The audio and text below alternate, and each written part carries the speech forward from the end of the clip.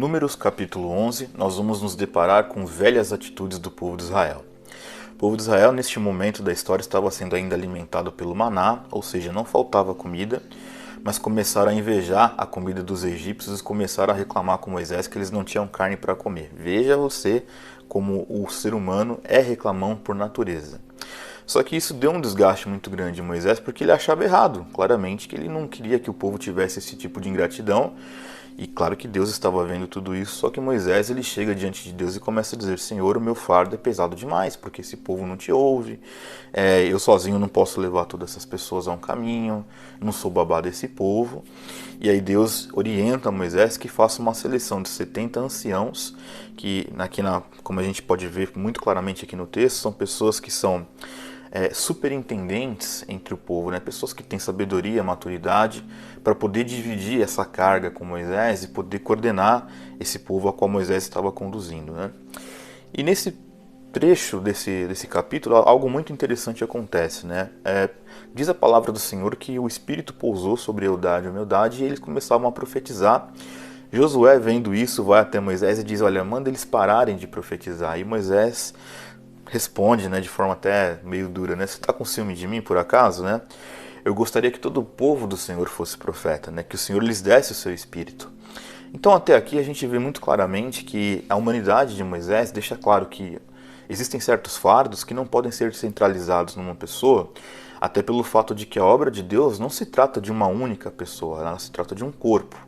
E isso nós vamos ver muito claramente nas cartas pastorais. Agora, e é muito interessante que não só Moisés tinha esse entendimento, como o próprio Deus orienta que seja dividida essa carga com pessoas que sejam sábias, superintendentes, mas também do próprio Moisés ele deixava muito claro: olha, você está com ciúme de mim? Eu queria que o Espírito pousasse sobre todas as pessoas, para que elas pudessem profetizar. E isso é algo muito interessante.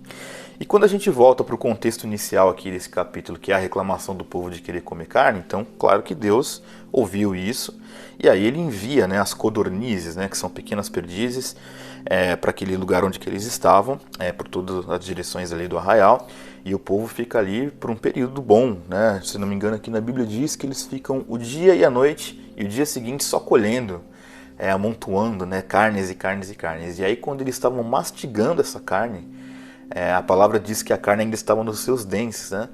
O Senhor envia uma praga que não está claro qual é o tipo de praga, não está claro exatamente como esta praga aconteceu a este pessoal que estava comendo essa carne, mas ele pune esse povo com a sua santa ira, porque a grande questão é que o povo ainda não havia entendido, parte do povo havia se esquecido. E olha que nós estamos dizendo aqui, pessoas que todos os dias eram alimentados pelo maná, tiveram desejo de carnes dos egípcios, né?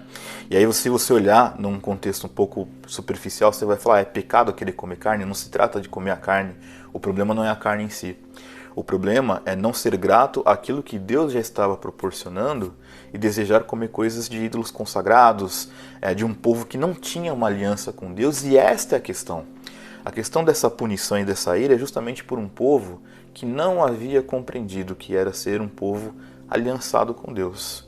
E isso nos traz muitas reflexões e muitos ensinamentos, porque é assim na nossa caminhada. Às vezes nós esquecemos que houve um sangue derramado na cruz do Calvário e desejamos as coisas do mundo como se isso em si mesmo fosse de fato suprir as nossas necessidades, quer sejam físicas e menos ainda espirituais. Então, quando nós olhamos a humanidade do povo, olhamos a humanidade de Moisés e olhamos para nós, sem dúvida que este capítulo nos traz várias e várias reflexões e inquietações.